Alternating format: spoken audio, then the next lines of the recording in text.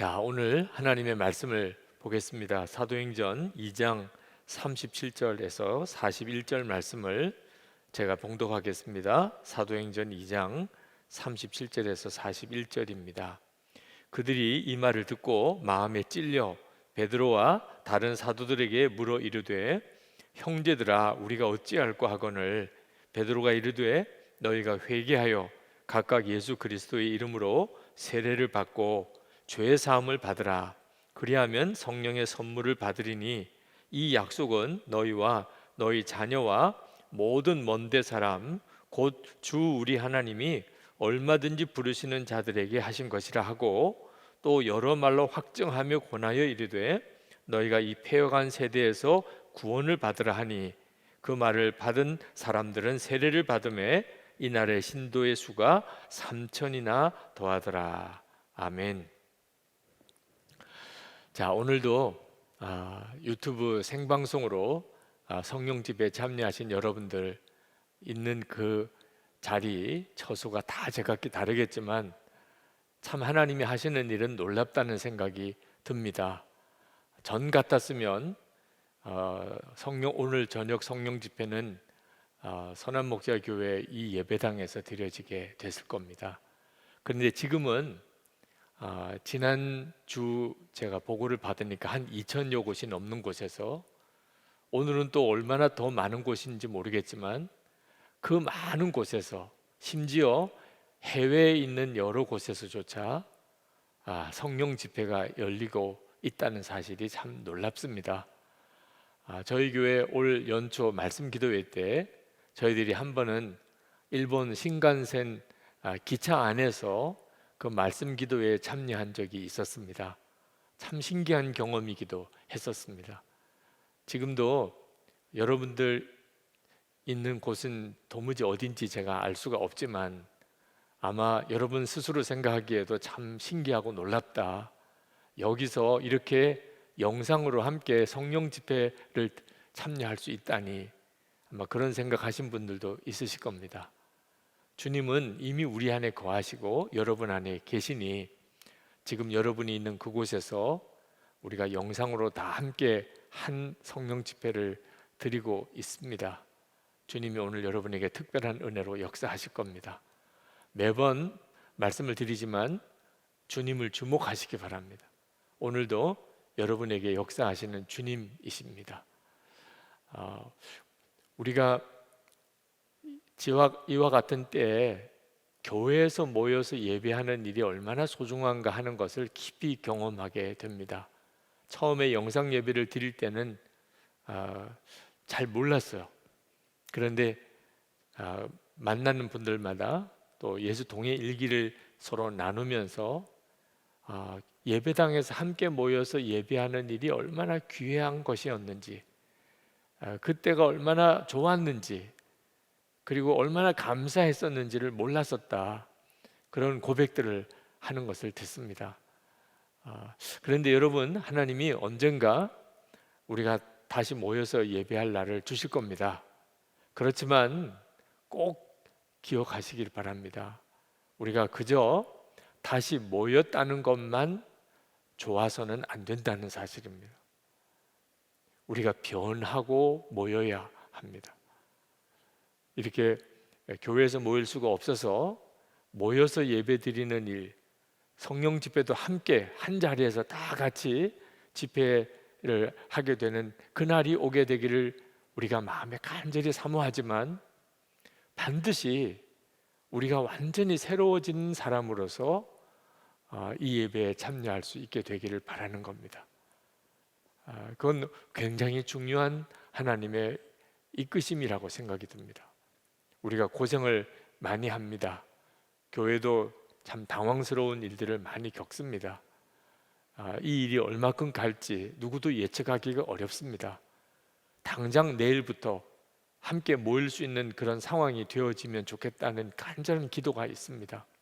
그러나 그저 다시 모이는 것만을 생각해서는 안 된다는 마음을 주님이 깨우쳐 주셨습니다. 온전한 교회가 되어져서 모일 수 있게 되기를 바랍니다. 다시 우리가 모이게 될 때는 지난 3월 1일 예배를 드릴 때와는 완전히 다른 교회로 우리가 모여질 수 있으면 좋겠습니다. 이번 성령 집회에 전체 주제가 있었습니다. 그 주제는 마음까지 하나 된 그런 공동체, 그와 같은 교회가 되어지는 일이 말씀의 주제입니다. 저는 우리가 다시 모이게 되었을 때 그때 정말 마음까지 하나가 된 그런 공동체로서의 교회가 되어지는 역사가 있었으면 좋겠습니다. 여러분이 준비하시고 그리고 다시 모일 수 있게 될 때 우리가 함께 모이셨으면 좋겠습니다. 이 마음까지 하나 된 공동체가 초대 예루살렘 교회입니다. 성령을 받았을 때 그때 초대 예루살렘 교회는 마음까지 하나 된 교회가 되었습니다. 전적으로 성령의 역사였습니다. 그러므로 마음까지 하나 된 교회는 성령의 강력한 역사가 반드시 필요합니다. 성령이 역사하셨을 때 그때 베드로가 담대히 나가서, 그전에는 숨어 있었죠. 근데 이제는 나가서 사람들에게 부활의 예수 그리스도를 전했습니다. 그때 수많은 사람들이 마음의 충격을 받았습니다. 마음의 찔림을 받았다고 그랬습니다. 그리고 그날 하루에만 3,000명 세례를 받는 역사가 일어났다고 말씀하고 있습니다. 여러분, 한때 어느 날은 900명이 넘는 그런 코로나 바이러스 감염 확진자가 나왔었습니다. 정말 가슴이 떨리는 뉴스였습니다. 지금 6,000명이 넘는 확진자가 있습니다. 자, 이와 같은 상황에서 우리나라 전체가 혼란에 빠져 있습니다. 그런데 하루에 3,000명이 세례를 받는 역사가 그 작은 예루살렘이라는 도시 안에 일어났습니다. 지금 상황과 비교해 보면 그때 예루살렘 성 안에는 얼마나 혼란스러웠을까? 그 예루살렘 도시에 살던 사람들은 도대체 이게 무슨 일이 일어나는 거야? 얼마나 그들은 당황스러웠을까? 한번 생각해 보실 필요가 있습니다. 엄청난 일이 벌어진 겁니다. 이것이 사실 성령의 역사입니다. 성령이 아니면 이런 일이 일어날 수가 없는 거죠. 사도행전 24장에 보면 사도 바울을 대제사장이 전염병 같은 사람이라고 그렇게 말을 했습니다. 사실 우리 예수 믿는 사람은 다른 세상 사람들로부터 그런 평가를 받아야 마땅한 존재입니다. 지금 코로나 바이러스의 확산이 문제가 아닙니다. 진정한 하나님의 역사는 사실 엄청난 역사입니다. 그들이 이렇게 마음의 찔림을 받았던 이유는 성령께서 그것을 알게 하신 겁니다. 그들이 지은 죄가 뭔지를. 하나님의 독생자 그리스도 예수를 우리가 십자가에 못 박았다. 모르고 한 거죠. 전혀 자기들이 그렇게 하는 줄을 몰랐던 거죠. 그런데 그날 성령께서 그 예루살렘에 있는 시민들의 마음에 역사하셨어요. 마음을 쳤다, 마음을 찔렀다 그랬어요. 이 마음을 찔렀다는 말은 심장을 관통했다는 뜻입니다. 심장에 한번 쇼크가 온 경험을 해보고 나니까 그게 얼마나 고통스러운 일인지, 얼마나 큰 충격인지 알 것 같아요. 아마 여러분 그런 경험 안 해보셨다 하더라도 심장이 관통을 당하면 어떤 고통이 올까요? 그때 예루살렘 시민들에게 그런 역사가 일어난 겁니다. 우리가 메시아 그리스도를 십자가에 못 박았구나. 이걸 알게 하는 이는 성령님밖에 없어요. 성령의 역사가 사람들의 마음을 그렇게 찌른 겁니다. 성령이 임한 증거가 사도행전에 보면 크게 방언을 한다든지 어떤 이적이 일어나는 것으로 분별을 했습니다. 아, 성령이 임했구나. 성령이 임하고 계시구나. 그런데 이적과 방언의 역사 말고 더 중요하게 분별할 기준이 사람들의 마음을 성령이 찌르는 역사입니다. 회개가 터져 나오는 역사. 죄인 줄 몰랐던 것을 죄로 깨닫게 되는 역사입니다. 그저 은밀하게 숨기고 있었던 것이 사람들 앞에 확 드러나는 것 같은 그런 당황스러움과 놀라는 충격을 받게 되는 일, 이것이 바로 성령이 임하는 놀라운 증거인 것입니다. 예루살렘 시민들에게 자기들이 예수님을 십자가에 못 박은 것이 메시아를 십자가에 못 박은 것이라 깨닫게 하신 것은 전적으로 성령의 역사였습니다. 빌라도가 예수님을 재판했었죠. 예수님을 바로 면전에서 보았던 사람입니다. 그런데 그 예수님이 메시아인 걸 전혀 알아보지 못했습니다. 그리고 예수님을 십자가에 형을 받도록 판결을 내립니다. 아마 상상도 할 수 없는 일이죠. 사도행전을 읽어보면 그 제사장의 종 하나가 예수님의 뺨을 치는 기사가 나옵니다. 정말 믿어지지 않는 일이죠. 성령님이 역사하지 않으면 예수님을 보고도 예수님을 십자가의 형으로 판결을 내리고, 심지어 예수님에게 침을 뱉는 로마 병정도 있었고 예수님의 뺨을 때리는 사람도 있었습니다. 성령님이 역사하지 않으면 주님을 실제로 만나도 그는 오히려 예수님에게 이렇게 할 뿐이라는 것입니다. 그런데 성령의 감동을 받았던 베드로는 어떻게 했습니까? 예수님을 뵙고 처음에는 몰라봤죠. 근데 오른쪽에 그물을 내리라. 그래서 말씀에 순종해서 그물을 내렸다가 엄청난 고기를 잡고 베드로가 영적인 눈이 열렸어요. 그리고 예수님에게 달려가서 그 고기 다 내버려 두고 예수님 앞에 무릎을 꿇었죠. 그리고 나는 죄인이로소이다. 나를 떠나소서. 그렇게 고백합니다. 성령님의 역사가 우리 가운데 일어나면 눈이 뜨여요. 사람이 완전히 달라져요. 이것이 성령의 역사의 가장 중요한 면입니다. 우리가 오늘 그 점을 주목해야 합니다. 베드로 사도의 설교를 들은 청중은 37절에 보니까 우리가 어찌할꼬? 라고 반응을 했습니다. 성령께서 마음을 찌르면 누구나 그런 반응을 하게 됩니다. 어떻게 하면 좋을까? 그때 베드로가 그들께 말합니다. 38절에 각각 예수 그리스도의 이름으로 세례를 받고 죄 사함을 받으라. 그리하면 성령을 선물로 받으리니. 그래서 그들이 다 나와서 자기 죄를 회개하고 세례를 받았는데 그날 3,000명이 그렇게 주님께로 돌아왔다는 것입니다. 여러분, 멸망을 당할 사람들의 불행은 하나님께서 그 마음을 찌르실 수 없다는 것입니다. 그건 정말 끔찍한 일이죠.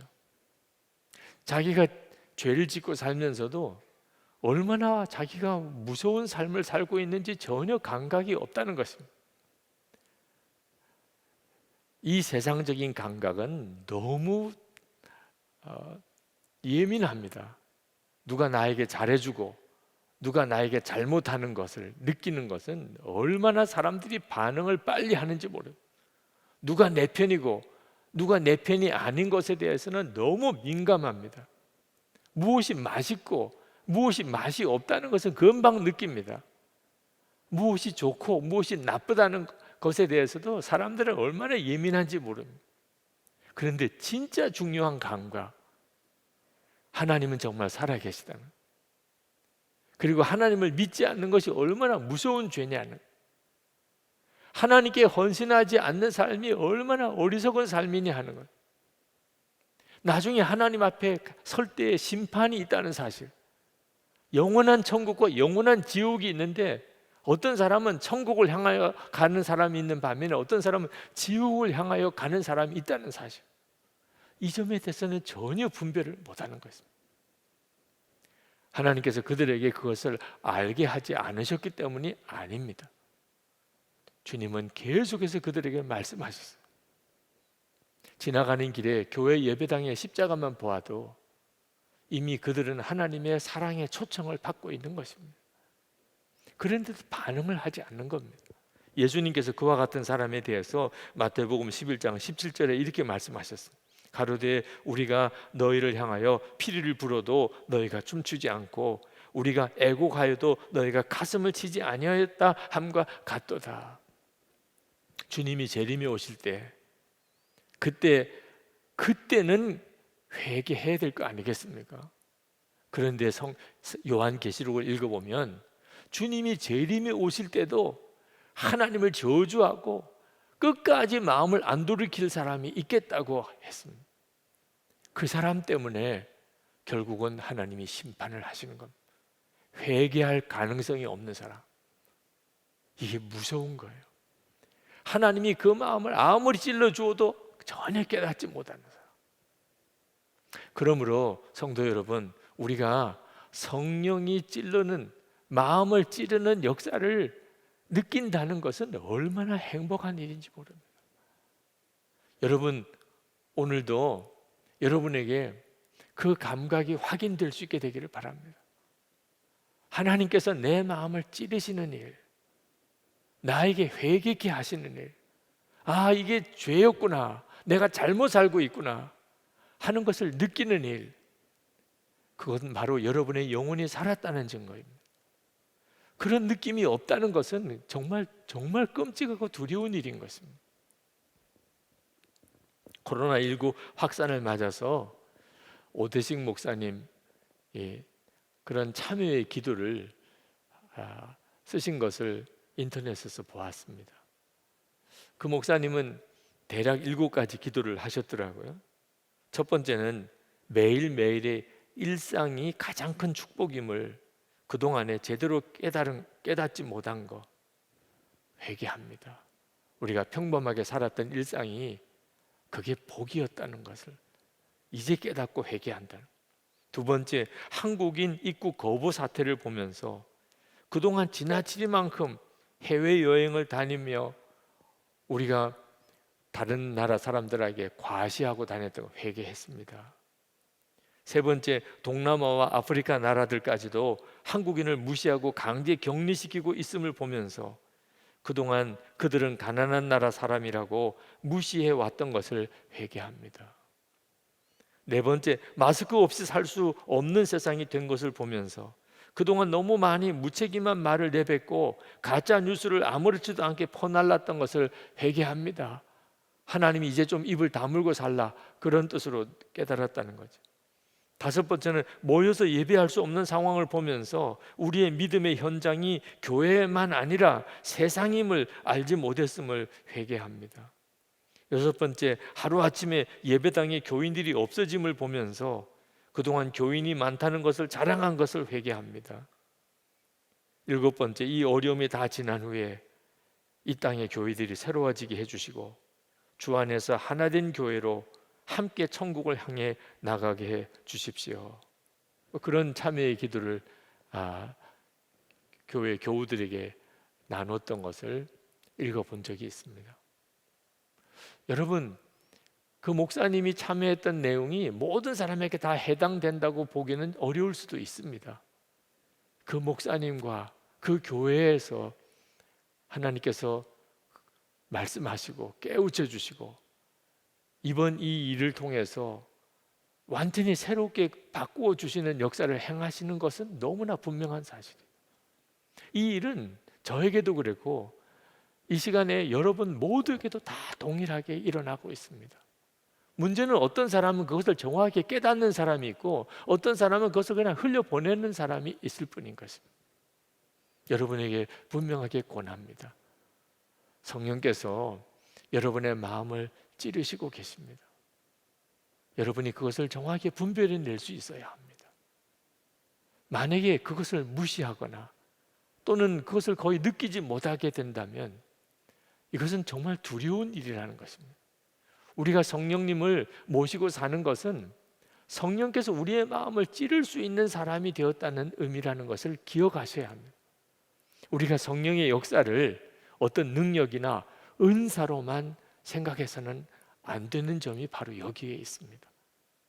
훨씬 중요한 것은 성령께서 우리의 마음에 말씀하시고 우리가 잘못하고 있는 것에 대해서 깨우쳐 주시고 우리의 마음을 찌를 수 있어야 한다는 겁니다. 여러분의 마음속에 성령께서 요즘에 깨우쳐 주시는 것이 있으시면 기록하시기 바랍니다. 여러분, 만약에 길을 가다가 금덩어리가 땅에 있는 것을 본다면 여러분은 그것을 소중하게 담아서 보관하고 또 그것을 활용하지 않겠습니까? 성령께서 마음에 찔러 주시는 것은 금과도 비교할 수 없이 소중한 것입니다. 참 안타까운 것은 성령께서 주시는 깨우침, 마음에 찔러 주시는 것을 너무나 소홀히 생각한다는 것입니다. 여러분, 성령에 대해서 굉장히 중요하게 생각하고 또 성령이 주시는 은혜와 능력을 사모하시는 분들, 은사주의에 빠지는 것을 조심해야 합니다. 분명히 성령의 역사에는 은사가 있습니다. 성령의 역사에는 큰 능력이나 이적도 있습니다. 우리가 성령의 체험을 했던 분들은 그때 그 놀라운 감정, 그때 깨우쳤던 것들, 놀라운 확신들, 하나님의 사랑에 대한 뜨거운 하나님 감격, 아마 다 그런 기억이 있으실 겁니다. 그러나 여러분, 우리에게 있어서 하나님이 정말 중요하게 여기시는 것은 그런 은사와 능력, 체험을 의존하는 게 아니라는 걸 알아야 합니다. 그런 은사와 능력에만 의존하니까, 그러니까 은사주의라는 아주 병든 신앙적인 행태가 이루어지게 되는 겁니다. 우리가 교회에서 모이지 못하고 어떤 집회를 하지 못하고 또 누군가가 이렇게 말씀으로 여러분을 이렇게 인도하지 못하는 상황에 성령님의 역사하심을 전혀 느끼지도 인도하심을 받지도 못하는 사람이 되어 있다면 그는 어떤 은사나 능력으로만 성령을 그동안에 체험하려고 했었기 때문입니다. 우리가 우리 안에서 말씀하시고 우리의 마음을 찔러주시는 성령님에 대해서 눈이 뜨이면 어떤 집회의 자리에 있든지 아니면 혼자 있든지 우리에게 아주 은혜로운 말씀을 전해주는 어떤 목사님이 계시든지 아니면 그냥 성경만 읽어야 될 때든지 차이가 없습니다. 결국은 그 모든 역사는 성령님에 의해서 주어진 것이기 때문에 성령님께서 여러분 안에 계시고 여러분에게 친히 말씀하시는 것에 대해서 여러분이 눈이 뜨이게 되면 그러면 우리는 능력이나 은사와 상관없이 성령님에 대해서 더 깊이 알게 됩니다. 저는 이 본문을 읽을 때 굉장히 흥분해서 하나님께 기도를 했었던 기억이 있습니다. 하나님, 저도 베드로처럼 이런 설교자가 좀 되게 해주세요. 한번 설교했더니 3,000명이 회개하고 돌아오는 역사가 일어나. 아마 여러분들이 목회자라면 아마 그런 기도를 다 했을 겁니다. 정말 설교하는 목사로서 그런 역사가 일어나는 것이 얼마나 좀 꿈이고 그리고 황홀한 비전이겠습니까? 근데 하나님께서 저에게 꿈속에서 제가 하나님께 드렸던 이 베드로와 같은 설교자가 되게 해달라는 기도가 얼마나 문제가 많은 기도인지를 깨우쳐 주셨어요. 제가 꿈속에서 정말 성령의 감동을 받아서 눈물로 어떤 모임에서 제가 말씀을 전하고 있었습니다. 그런데 설교를 들은 사람들이 다 저를 아주 화가 난 얼굴로 저를 때리려고 그렇게 일어나서 저에게 다가오는 그런 꿈을 꾸었었습니다. 너무나 참 당황스러웠어요. 그때 하나님께서 저에게 알게 하신 것이 스데반이었습니다. 스데반이 부활의 예수 그리스도를 전하다가 돌에 맞아서 순교했지요. 부활의 예수님을 전했을 때 사람들은 베드로가 설교했을 때 3,000명이나 회개하고 돌아왔던 그런 반응이 아니었습니다. 그 스데반에게 돌을 들어서 스데반이 돌에 맞아 죽었습니다. 그때 주님은 저에게 물으셨어요. 너는 이 스데반과 같이 되고 싶으냐? 저는 베드로가 설교하면 3,000명이 회개하는 것만 생각했지 똑같은 성령의 역사로 돌에 맞을 수도 있다는 것에 대해서는 전혀 마음의 준비가 없었습니다. 기적이 일어나는, 성령의 역사로 기적이 일어나는 것과 함께 성령의 역사로 고난도 받을 수 있다는 것을 알아야 비로소 진짜 성령을 사모하는 사람인 것입니다. 저는 그 일로 인해서 참 고민을 많이 했습니다. 설교의 은혜를 구하는 것이 함부로 기도할 문제가 아니구나. 그러나 결국은 하나님께 기도했어요. 하나님, 제가 스데반과 같이 돌에 맞아서 죽는 일이 있어도 좋습니다. 진짜 성령의 감동으로 그렇게 설교를 해서 베드로처럼 3,000명이 돌아오는 일이 아니고 제가 돌에 맞아서 죽는 일이 있는다 하더라도 설교자로서 부름 받은 것은 그 부름을 받은 것이니 제가 그렇게 하고 싶습니다. 정말 눈물로 하나님께 그렇게 기도했던 그런 경험이 있습니다. 그때 제 마음속에 설교에 저 나름대로 가지고 3가지 원칙을 정했어요. 하나는 하나님이 주시는 말씀만 전하는 설교자가 되게 해주십시오. 그리고 설교할 때는 반드시 성령의 기름 부음을 받고 설교하게 해주십시오. 3번째, 그렇게 설교를 했는데 만약에 나에게 돌이 날라오면 그것을 그대로 감당할 수 있게 해주십시오. 여러분들이 성령의 충만함을 사모하시는 마음은 다 똑같으실 겁니다. 근데 여러분 기억하셔야 돼요. 어떤 놀라운 은혜의 체험만을 구하면서 성령의 충만함을 구하면 그것은 진짜 성령의 역사를 알지 못하고 구하는 것이기 때문에 하나님이 응답해 주시지 못하시는 겁니다. 성령의 충만함을 받으면 고난의 길도 갈 수 있어야 합니다. 아마 고난의 길을 가게 하기 위해서 우리에게 성령의 충만함을 주실 것입니다. 그 일에 대해서도 마음의 준비가 되셨어야 하는 거예요. 설교를 듣는 여러분들도 아마 목사에게 그렇게 말하고 싶으실 거예요. 우리가 성령의 충만함을 받는 그런 설교를 좀 해달라고. 근데 여러분들도 준비되셔야 돼요. 회중이 달랐어요. 베드로나 스데반이나 다 부활의 예수 그리스도를 성령의 충만함에 의하여 전했어요. 그런데 한쪽 회중은 마음의 찔림을 받고 우리가 어찌할 거라고 반응하면서 그들이 회개하고 3,000명씩이나 세례를 받았습니다. 그러나 스데반 쪽 회중은 그 말을 끝까지 듣기 싫어서 돌을 들어서 스데반을 쳐 죽였습니다. 여러분들이 성령께서 나에게 뭐라고 말씀하시든, 성령께서 나를 어떻게 이끌어 가시든 나는 이제 성령님에게 온전히 순종하겠다고 하는 마음이 전제가 되어져야 하나님의 말씀은 역사가 일어나는 거예요. 좋은 일만 일어나기를, 기적만 일어나기를, 내가 사모하던 어떤 체험만 주어지기를 바라는 마음으로 성령을 구하는 것은 벌써 왜곡되기 시작한 것, 미혹이 들어오기 시작하는 가능성이 있는 거죠. 하나님께서 여러분에게 그동안에 성령의 체험을 주셨다면 그러면 하나님의 뜻은 무엇일까요? 계속해서 그런 성령의 체험을 더 구하라고 하는 것일까요? 그래서 은사주의로 흐르는 것입니다. 하나님이 우리에게 성령의 체험을 주셨다면 하나님이 우리에게 원하시는 것은 그 다음에는 순종의 길을 가라는 것입니다. 성령께서 역사하시는 것을 이제 알았느냐? 성령이 이미 내 안에 거하시는 것을 내가 이제는 분명히 깨달았느냐? 그러면 이제는 성령이 이끄시는 대로 가라.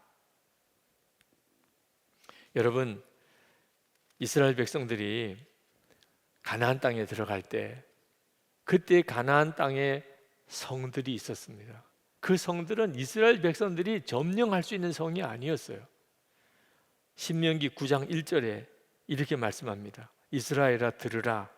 내가 오늘 요단을 건너 너보다 강대한 나라들로 들어가서 그것을 차지하리니 그 성읍들은 크고 성벽은 하늘에 닿았으며. 하나님이 이스라엘 백성들에게 그 가나안 땅에 있는 성들은 너희들이 감히 점령할 수 있는 성이 못 된다는 거예요. 너희들보다 더 강하다는 거예요. 그러면서 하나님이 하신 일이 뭐냐면 첫 번째 성, 가나안 땅에 들어가서 맞이하는 첫 번째 성, 그것도 제일 강력한 성, 여리고성. 그 여리고성을 무너뜨리는 일을 하나님이 직접 해주셨어요. 이스라엘 백성들은 한 게 아무것도 없어요. 그냥 성만 돈 거밖에 없습니다. 소리 지른 것밖에 없어요. 그 성이 하나님이 친히 무너뜨리게 하셨어요. 하나님은 얼마나 놀라우신 분이신가. 그 가나안 땅에 있는 모든 성을 하나님은 얼마든지 다 무너뜨릴 수 있는 하나님이라는 것을 너무나 분명히 보여주셨어요. 그런데 그 다음부터는 하나님이 그렇게 안 하셨어요. 그 다음부터는 이스라엘 백성들에게 너희들이 가서 싸워서 점령하라고 하셨어요. 내가 이런 하나님이라는 것을 믿으라. 나는 얼마든지 모든 성을 너희들이 손 하나 쓰지 않아도 다 무너뜨릴 수 있는 하나님이다. 그런 내가 너와 함께 있다.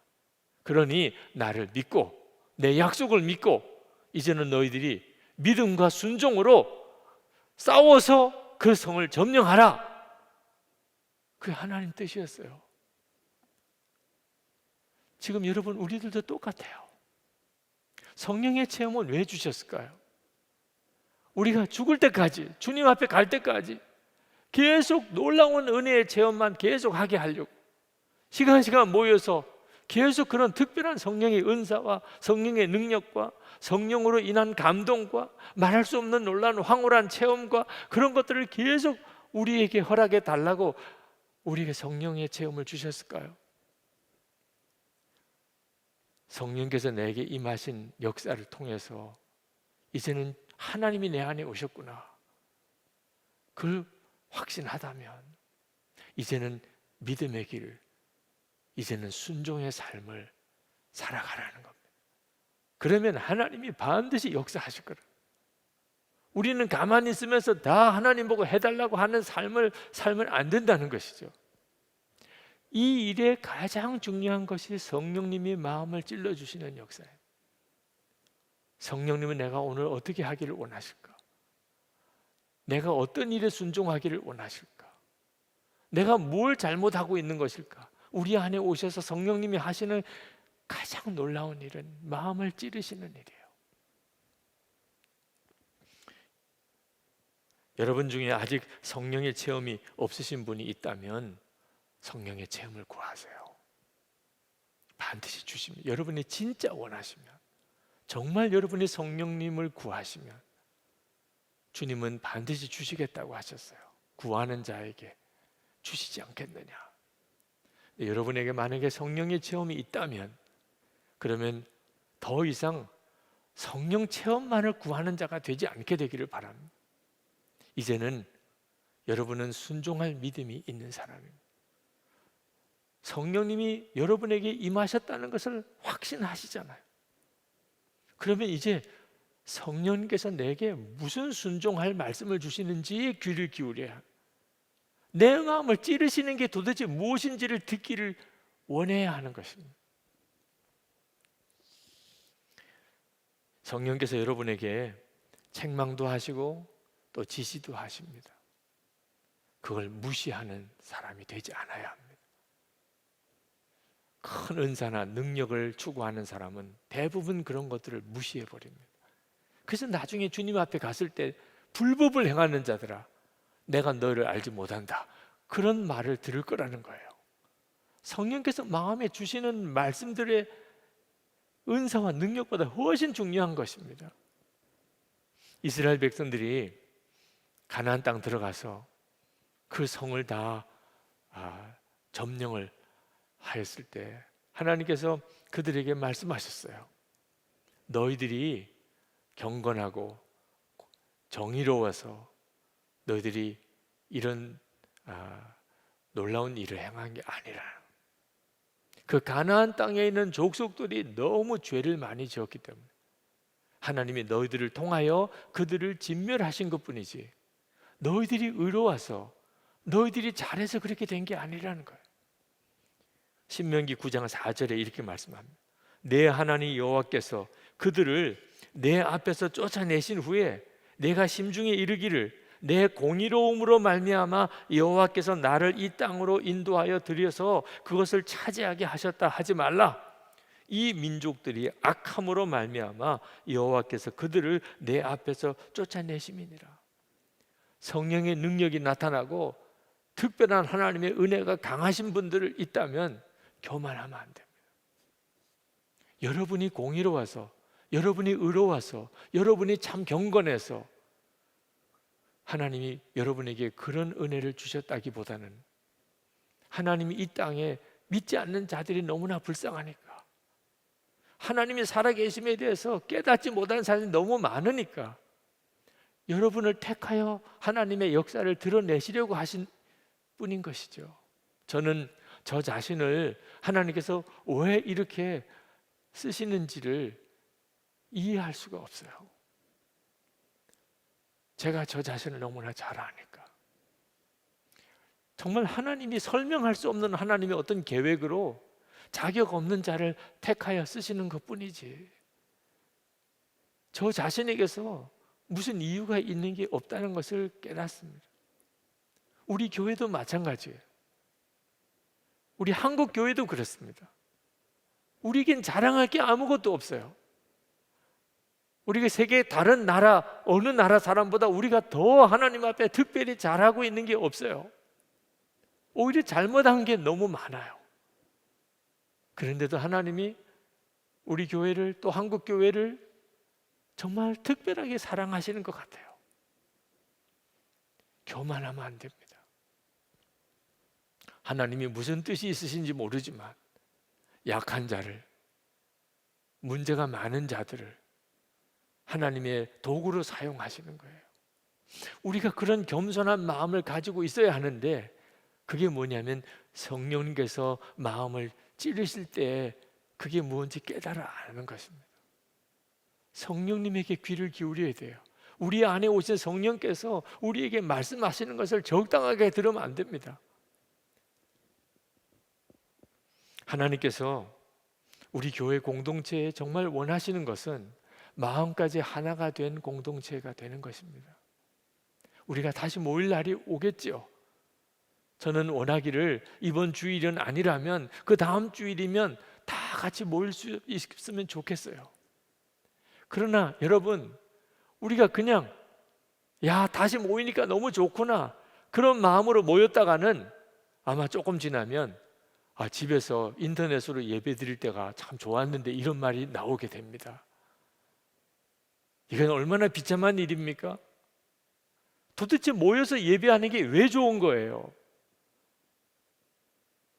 마음까지 하나 된 공동체를 경험할 수 있으니까 좋은 거죠. 그냥 예배당에 와서 여기 앉아서 예배 드리는 일은 집에서 예배 드리는 거 비교해서 다 장단점이 있을 뿐이에요. 아마 집에서 예배 드리는 게 편하다고 느끼는 분들도 있을 겁니다.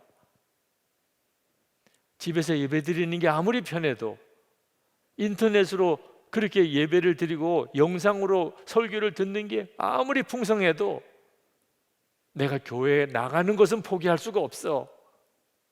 도대체 그게 무엇 때문이죠? 마음까지 하나 되는 공동체, 그게 황홀할 정도로 좋으니까.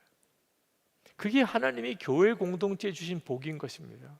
우리가 다시 모였을 때 모여가지고 서로 또 누가 잘했니 못했니, 누가 마음에 드니 안 드니 서로 비판하고 싸우고 서로 갈등하고 서로 소리 커지고, 만약에 그렇게 한다면 하나님은 우리를 다시 흩으실지도 모르는 것입니다.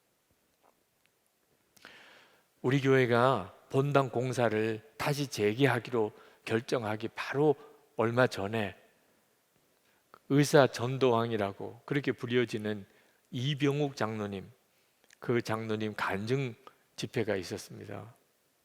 그 이병욱 장로님이 저에게 오셔서 간증을 하러 단에 이렇게 올라오셨을 때 갑자기 그 장로님이 설교를 하시지 않고 여러분 용서하고 하나 되십시오, 눈물을 글썽이면서 그렇게 말씀하신 거예요.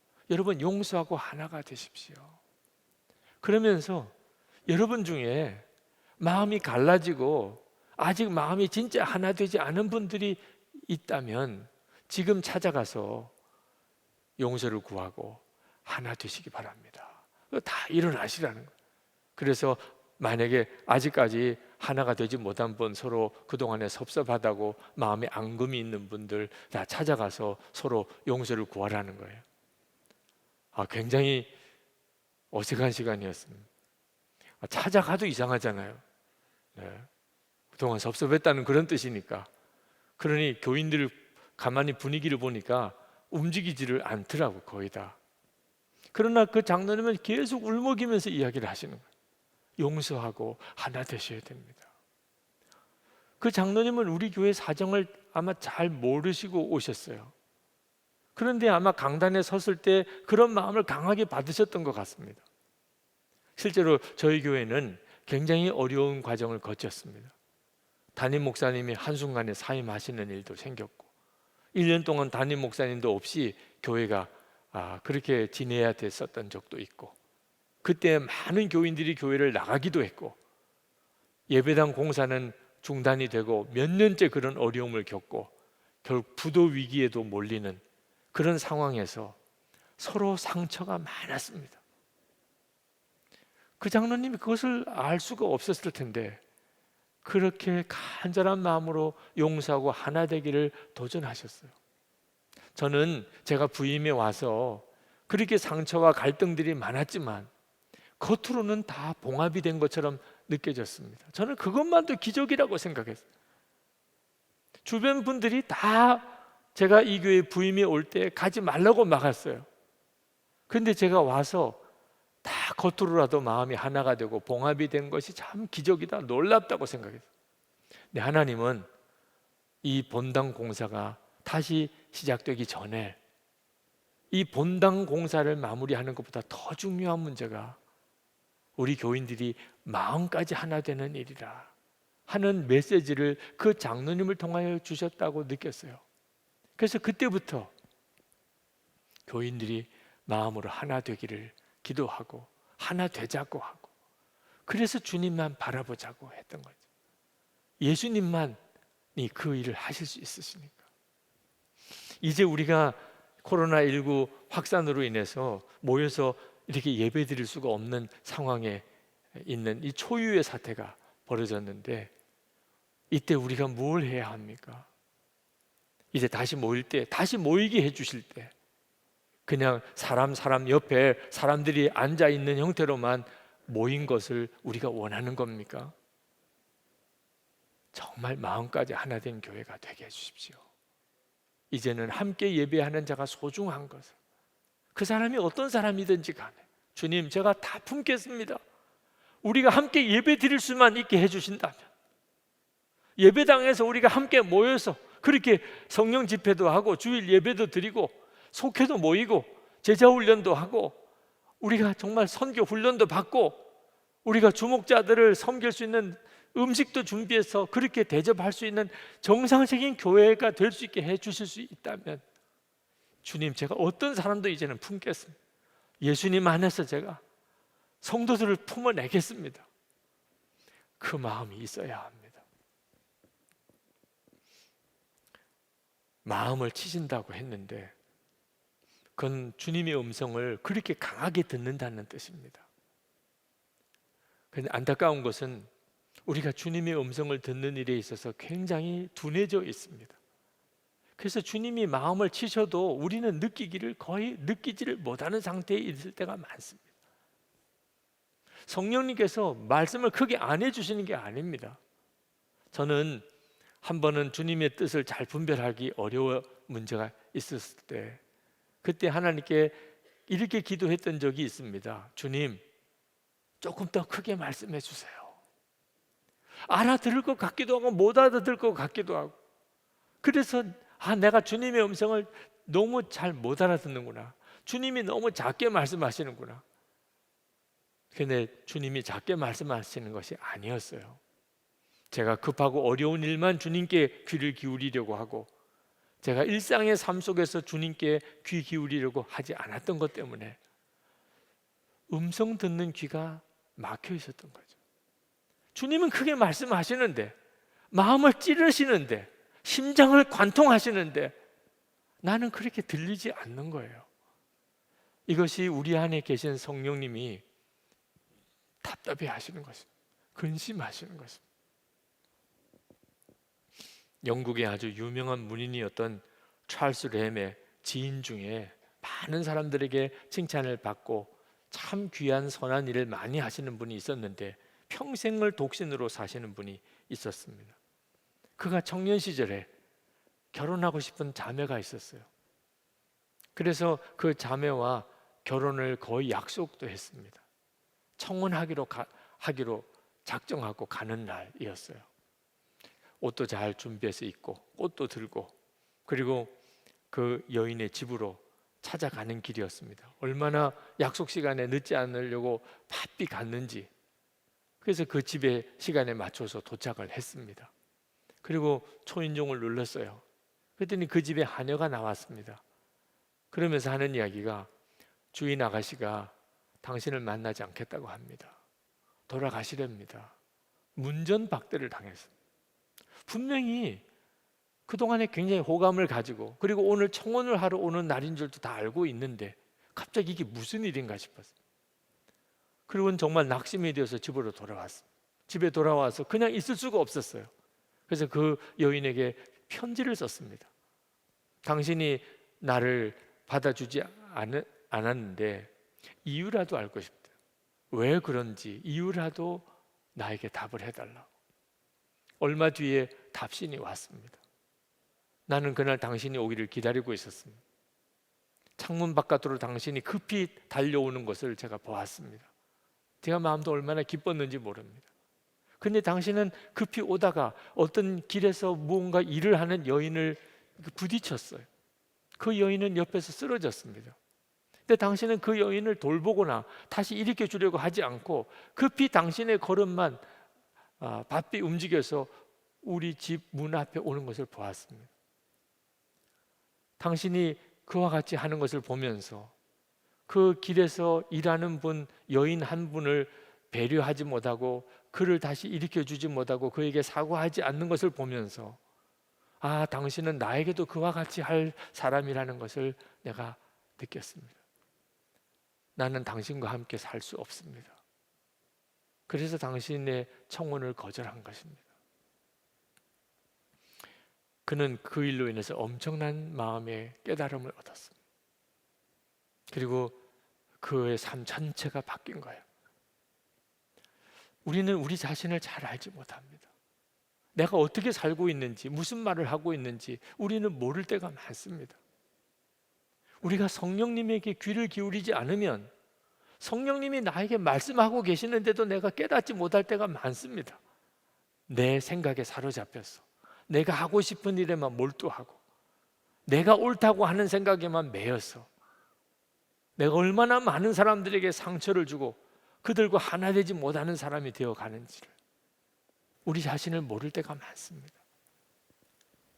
우리 안에 계신 성령께서 우리에게 말씀하시는 것에 여러분이 계속 반응할 수 있어야 주님은 여러분을 이끄실 수 있습니다. 오늘도 그렇습니다. 여러분, 성령께서 여러분의 마음속에 갑자기 생각나게 하십니다. 그때 여러분이, 아, 예, 주님, 그렇습니다. 주님의 말씀이시군요. 여러분이 계속 그렇게 반응해야 합니다. 아, 주님, 제가 그렇게 하겠습니다. 제가 그렇게 순종해 보지요. 아, 이게 주님의 뜻인지 아닌지 잘 모르겠지만 제 마음속에 주님이 말씀하신 것일 수 있다고 제가 느낍니다. 제가 그대로 해보겠습니다. 주님의 뜻이면 제가 더 분명히 알게 해주세요. 여러분이 이렇게 반응하셔야 합니다. 그때 여러분은 점점 더 성령께서 여러분에게 말씀하시는 것이 마음을 찌르는 것 같은 분명한 소리로 들리게 됩니다.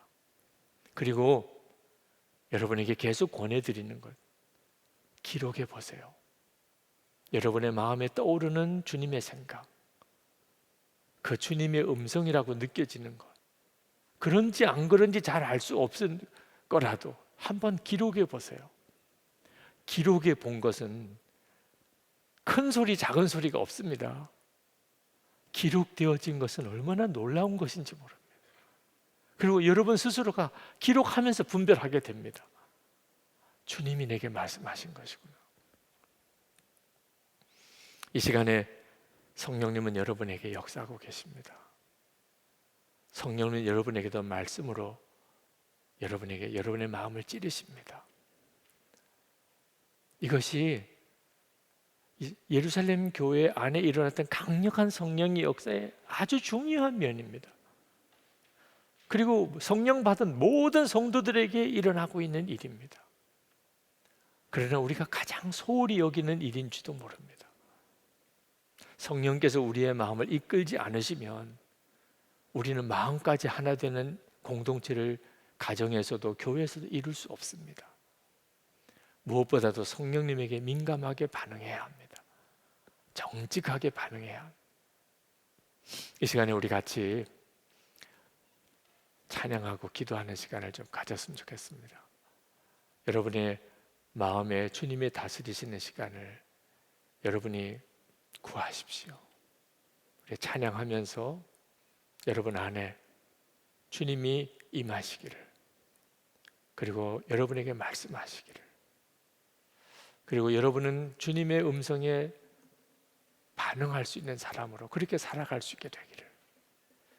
지금 이렇게 교회에서 모일 수는 없지만 주님이 여러분 안에 계신 것은 변함이 없습니다. 오히려 더 주님과만의 시간을 가질 수가 있지 않습니까? 그 주님의 은혜의 역사하심에 여러분 자신을 드리기 바랍니다. 그리고 주님이 얼마나 여러분을 놀라웠게 공동체를 만들어가게 하시는지를 실제로 체험해 보실 수 있게 되기 바랍니다. 우리 같이 찬양하십시다.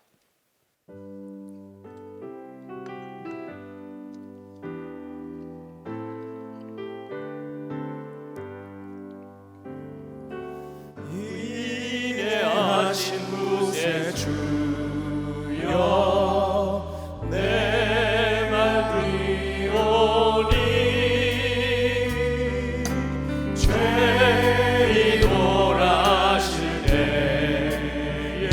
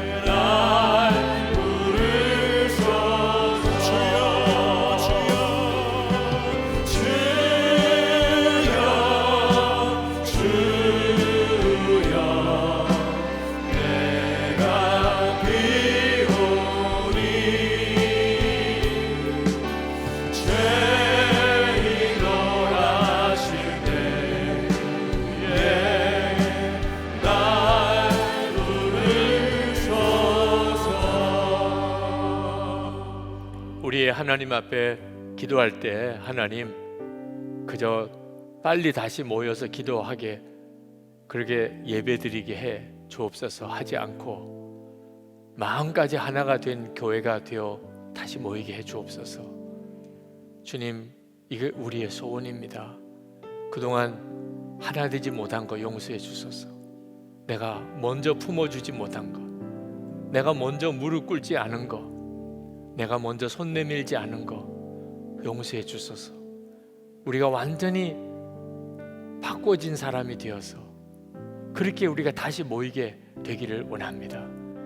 우리 간절하게 주여 부르짖고 기도하겠습니다. 주여! 하나님, 할렐루야. 하나님 아버지, 우리가 마음까지 하나님 공동체로 교회로 서게 되기를 간절히 원합니다.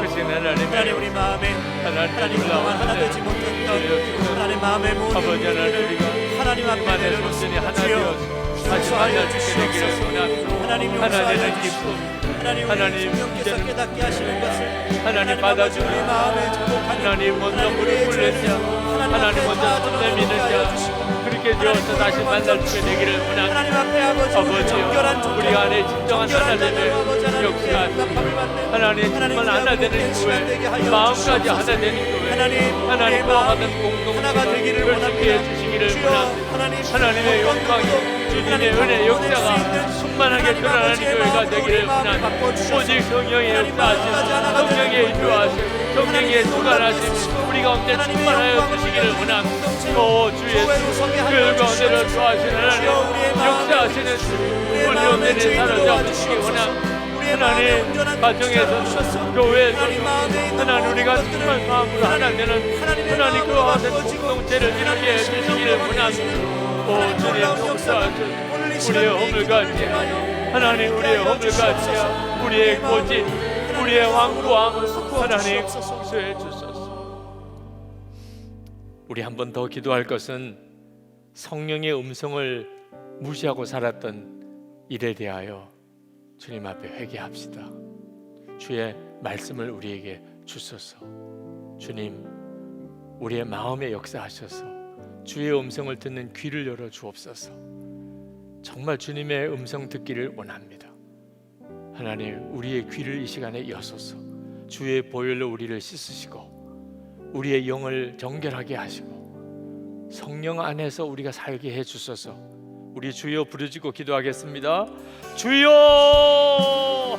할렐루야. 크시고 놀라우신 하나님의 은혜와 하나님의 역사하심 주님 우리 가운데 부어주시기를 원합니다. 하나님의 놀라우신 은혜를 하나님의 놀라우신 역사를 하나님 우리 가운데 도와여 주시기를 원합니다. 하나님의 크시는 주 하나님의 놀라우신 일 우리 가운데 도와여 주셔서 하나님 우리가 더 분명히 듣게 되기를 원합니다. 하나님 우리가 주의 음성을 더 분명히 들을 수 있게 되기를 원합니다. 아버지 하나님 우리의 귀를 주님 열어주시기를 원합니다. 주님이 주시는 말씀 주님이 주시는 일 하나님 주님이 주시는 역사 하나님 주님이 주시는 깨닫게 하여 주셔서 우리가 사모합니다. 아버지 갈망합니다. 하나님 주님이 주시는 하나님 분명히 하나님께 말씀하시고 깨우쳐 주시는 것을 믿습니다. 하나님의 역사하시고 하나님 놀라운 은혜를 우리 가운데 더욱 부으시는 것을 믿습니다. 아버지 하나님 우리가 주의 음성 듣는 기쁨을 주셔서 하나님께서 우리의 마음을 찌르시는 일이 있기를 하나님 그렇게 주님의 음성을 듣게 되기를 원합니다. 아버지 감사합니다. 우리 한 번 더 간절한 마음으로 기도하고 그리고 계속해서 자유롭게 기도하고 마치겠습니다.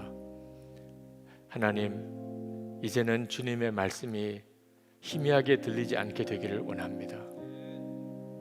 우리 안에 하나님의 역사하심이 명확하게 되기 원합니다. 마음을 찌르신다고까지 말씀하셨는데 그렇게 느끼게 해 주옵소서. 하나님, 우리의 영적인 둔감함을 다 주님이 보혈로 씻어 주소서. 그동안 무시하고 주의 음성 무시하고 살았던 일, 불순종했던 일 다 용서해 주소서. 이제는 주의 말씀의 귀가 완전히 열리게 하소서. 주님의 음성을 듣는 기쁨과 재미로 살 수 있게 해주소서. 우리 주여 세 번 부르짖고 기도하겠습니다. 주여, 주여.